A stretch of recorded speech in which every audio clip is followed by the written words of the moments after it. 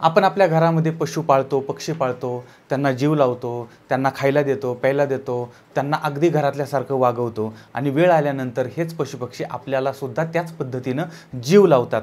विचार करा की आपल्याला असा अनुभव आला असेल की आपण 2 पायाच्या माणसाला असाच जीव लावलेला होता, पण त्या माणसानं मात्र आपल्याला धोका दिलेला आहे.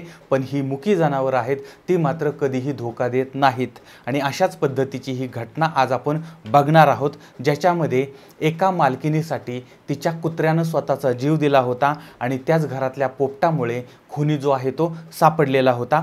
आता या घटनेला स्टोरी रूपामध्ये मांडण्याचा मी या ठिकाणी प्रयत्न करणार आहे आणि यासाठी आपल्याला जायचं आहे आग्र्याला. आता आग्रा आपल्या सगळ्यांना माहिती आहे. तर त्या आग्र्यामधलं बलकेश्वर हा भाग आहे आणि या ठिकाणचं गंगागौरी भाग हा परिसर आहे. तर या ठिकाणी विजय शर्मा नावाचे एक व्यक्ती राहत आहेत.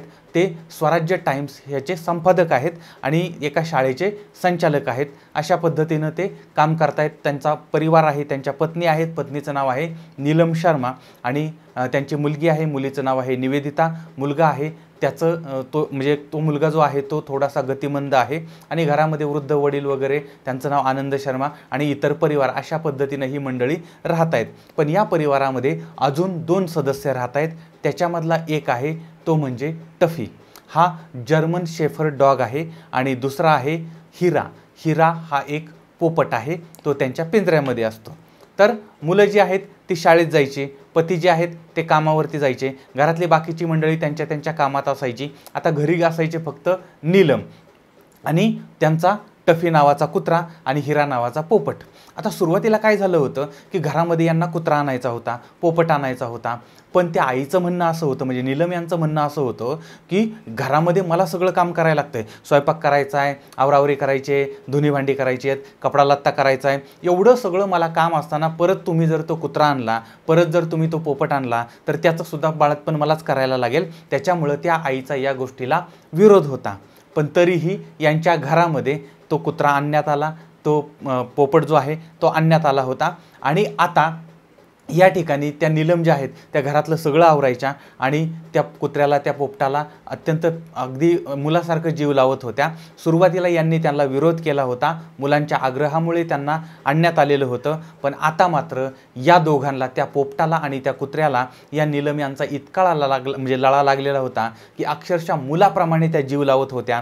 आणि अगोदर त्या हिराला जेवायला द्यायच्या, खायला द्यायच्या, त्याच्यानंतर त्या टॉफीला खायला द्यायच्या आणि त्याच्यानंतर स्वतः जेवण करत असायच्या. या दोघांच्या बरोबर ती त्या मनसोक्तपणे गप्पा मारत असायच्या. अत्यंत प्रेमाचं, आपुलकीचं आणि अशा पद्धतीचं हे नातं निर्माण झालेलं होतं. आणि यांच्या घरामध्ये म्हणजे हे एक नातं निर्माण झालं होतं, घरातल्या व्यक्तीसारखं सगळं विषय चाललेला होता. म्हणजे त्यांची मुलं आणि त्यांचे 2 एक पशु आणि एक पक्षी अशा पद्धतीनं होतं. आणि यांच्याच घरामध्ये अजून एक व्यक्ती जो आहे तो येत होता. तर तो होता यांचा भाचा, म्हणजे विजय शर्मा जे आहेत त्यांच्या बहिणीचा मुलगा. त्याचं नाव आहे आशुतोष गोस्वामी. आशुतोष गोस्वामी हा जो आहे तो म्हणजे त्यांची परिस्थिती थोडीशी बिकट होती किंवा गरिबीची असेल. पण ह्या ज्या नीलम आहेत त्या नीलम त्या आशूला अगदी मुलाप्रमाणे वागवत होत्या. आता ह्या जरी मामा आणि ती मामा मामी असल्या तरी पण भाच्याला अगदी भाच्यावरती प्रेम करत होत्या. आणि मग तो जो भाचा आहे त्या भाच्याला काही गरज पडली, अडचणी आल्या तरी ह्या मदत करायच्या.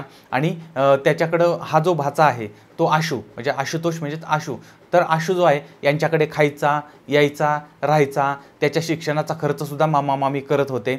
आणि काही दिवसापूर्वीच या आशूला MBAसाठी 80,000 रुपये या मामा मामींनी दिलेले होते. आता दिवसामागून दिवस जात होते, पण एक दिवस अत्यंत दुर्दैवी अशी घटना घडलेली होती.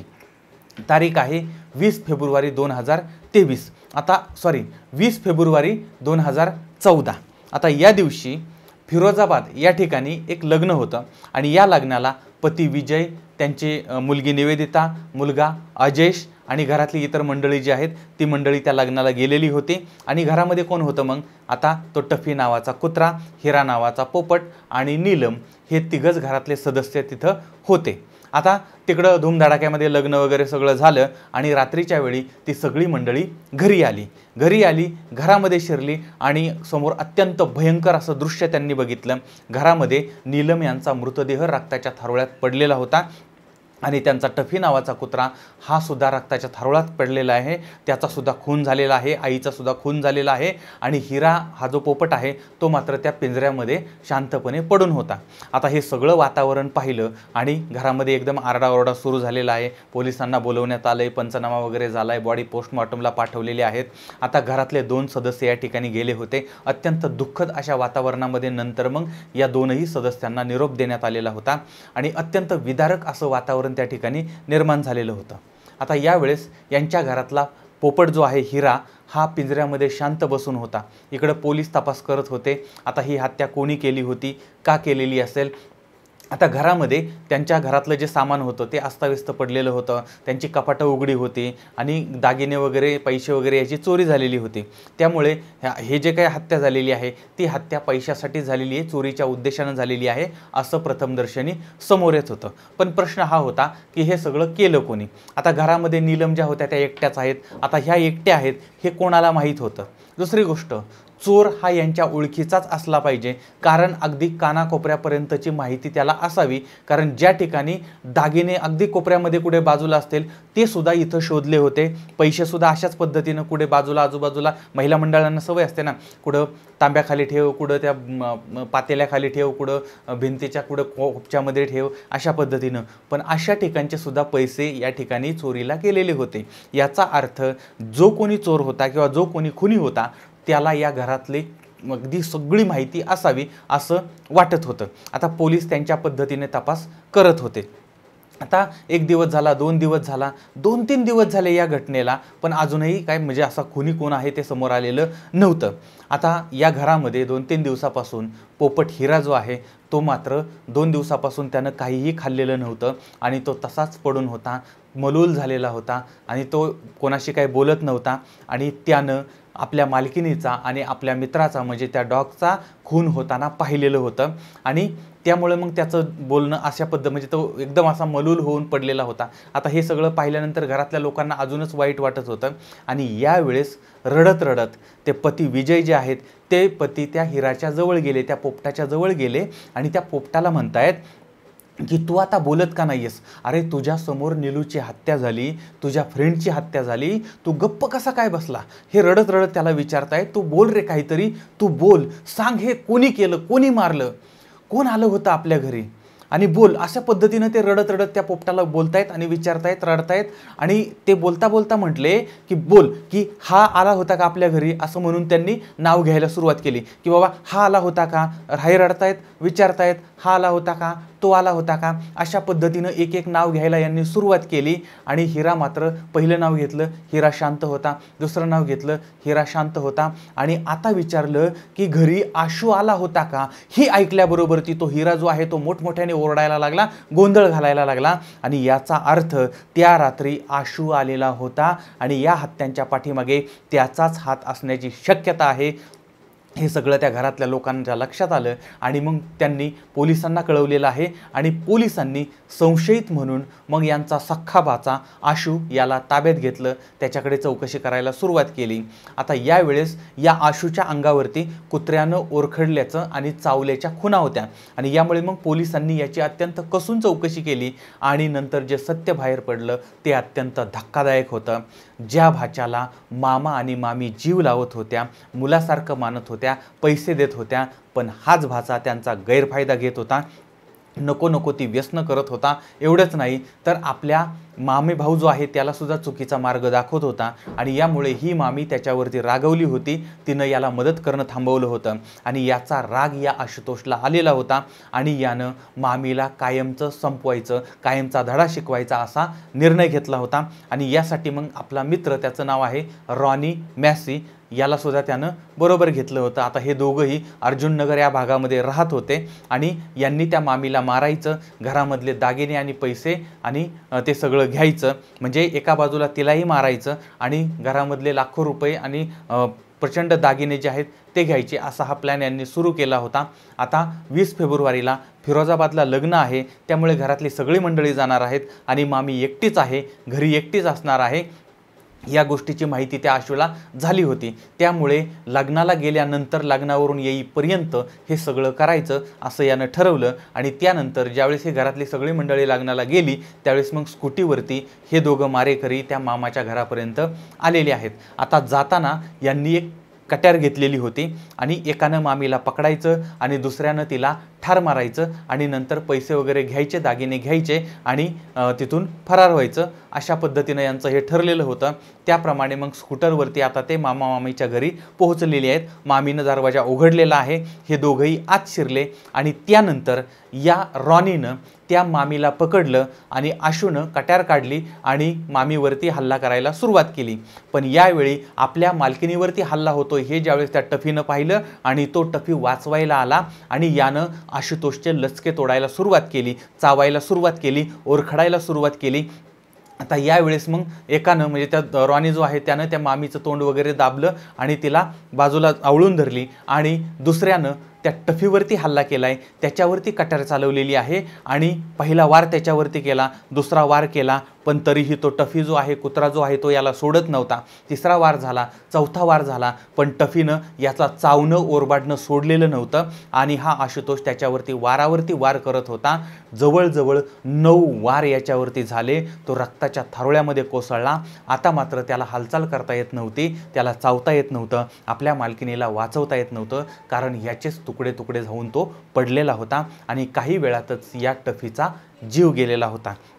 आता याला मारल्यानंतर या मंडळींनी नीलमवरती पुन्हा हल्ला चढवलेला आहे आणि त्यांच्यावरती 14 वार यांनी केलं आणि जागेवरती त्यांना ठार मारलं आणि त्यानंतर त्या सुद्धा रक्ताच्या थारोळ्यात कोसळलेल्या आहेत आणि मरण पावल्यानंतर मग या नराधमांनी घरामध्ये चोरी केली आणि तिथून ते निघून गेलेले आहेत।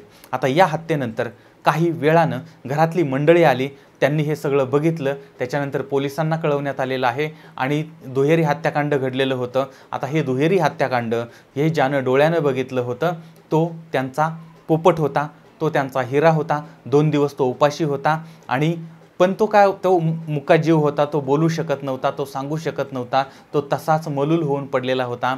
पण याच्याचमुळे खऱ्या गुन्हेगारापर्यंत पोहोचता आलं आणि पोलिसांना तपासामध्ये अधिक मदत झाली। त्यानंतर मग पोलिसांनी अजून तपासाला सुरुवात केली, काही पुरावे जमा केले, काही प्रत्यक्षदर्शी लोक यांना सापडले। त्याच्यामध्ये हे जे मारेकरी आहेत ते घराकडे येताना काही लोकांनी पाहिलं होतं, त्यानंतर घरातून बाहेर पडताना सुद्धा काहींनी पाहिलं होतं। शिवाय हा जो आशुतोष आहे त्याच्या अंगावरती जखमा झालेल्या होत्या, फॉरेन्सिकमध्ये हे सुद्धा सिद्ध झालेलं होतं। त्याबरोबर फॉरेन्सिकचे रिपोर्ट आहेत, ठसेतज्ञ आहेत, त्यानंतर मेडिकलचा रिपोर्ट आहे आणि हे सगळं जे आहे त्याचा पोलिसांनी हे सगळं जमा केलंय आणि ते मग कोर्टामध्ये सादर करण्यात आलं, केस उभी राहिली। जवळजवळ 9 वर्षे या सगळ्याचं कामकाज चाललं होतं आणि त्यानंतर सन्माननीय न्यायालयानं या नराधमांना मार्च 2023च्या शेवटच्या आठवड्यामध्ये जन्मठेपेची शिक्षा सुनावलेली आहे। पण या सगळ्या घटनाक्रमामध्ये अत्यंत दुर्दैवी घटना घडल्या होत्या, म्हणजे ही तर दुर्दैवी घटना होतीच, पण त्यानंतर सुद्धा प्रचंड दुर्दैवी गोष्टी घडलेल्या होत्या। आता विचार करा, त्या मुलीच्या आईला वाचवताना त्यांचा टफी जो आहे तो मरण पावलेला होता, त्यानं बलिदान दिलेलं होतं आणि जर या आशूला मदत करण्यापेक्षा किंवा ह्या भाच्याला मदत करण्यापेक्षा जर यांनी अजून 3-4 अशाच पद्धतीचे कुत्रे जर पाळले असते तर ते कुत्रे तरी यांच्याबरोबर प्रामाणिकपणे राहिले असते आणि ही जी घटना आहे ती घटना घडली नसती। 2 पायाच्या माणसाला मदत करण्यापेक्षा 4 पायाच्या जनावराला जर जीव लावला असता तर ही घटना घडली नसती आणि यांचा टफी जो आहे तो यांना कायमचा सोडून गेला नसता आणि नीलम जे आहे त्यांची सुद्धा हत्या झाली नसती। पण आता या ठिकाणी नीलम गेलेले आहेत, त्यांचा टफी पण गेलेला आहे। आता यांच्या घरामध्ये अजून एक सदस्य उरला होता, तो होता हिरा। आता या हिरामुळे यांच्या आईचा खुनी सापडला होता। विचार करा, ती मुलगी आपल्या आईचा खुनीच याच्यामुळे सापडलाय, ती त्या पोपटाला किती जीव लावत असेल, त्या हिराला किती जीव लावत असेल, ती घरातली मंडळी किती जीव लावत असतील। अरे या लोकांनी त्या हिराला अगदी काळजामध्ये जपावं त्या पद्धतीनं जपलं, पण दुर्दैव बघा, पुढच्या 6 महिन्यामध्येच हा हिरा जो आहे तो सुद्धा मरण पावला होता आणि हे जग सोडून गेला होता। पण या परिवाराचं दुर्दैव या ठिकाणी थांबलेलं नाही। काही काळानं यांचा मुलगा जो आहे अजेश, तो थोडासा गतिमंद होता, पण तो काही काळानं हे जग सोडून गेला। पण दुर्दैवाचा फेरा इथंही थांबला नव्हता। नंतर कोरोनाचा काळ आला आणि यामध्ये पती विजय जे आहेत त्यांना कोरोना झाला आणि त्यांचं त्याच्यामध्ये निधन झालं. बघा, त्याच्यानंतर यांना न्याय मिळाला होता, पण तोपर्यंत मात्र ही सगळी मंडळी निघून गेलेली होती. फक्त जिवंत होत्या त्या मुली, आणि आता याच मुली ही जी कायदेशीर लढाई आहे ती लढाई लढतायत. आणि या दोनही नराधमांना फाशीची शिक्षा झाली पाहिजे, कारण यांनी आमच्या घरातल्या 2 सदस्यांची हत्या केलेली आहे आणि यासाठी या मुलींचा संघर्ष चाललेला आहे. इथं 2 पायाच्या माणसाला जीव लावला, तोच उलटला, पण या पशुपक्ष्यांना जीव लावला त्यांनी मात्र शेवटपर्यंत, शेवटच्या श्वासापर्यंत साथ दिलेली आहे, मदत केलेली आहे. धन्यवाद.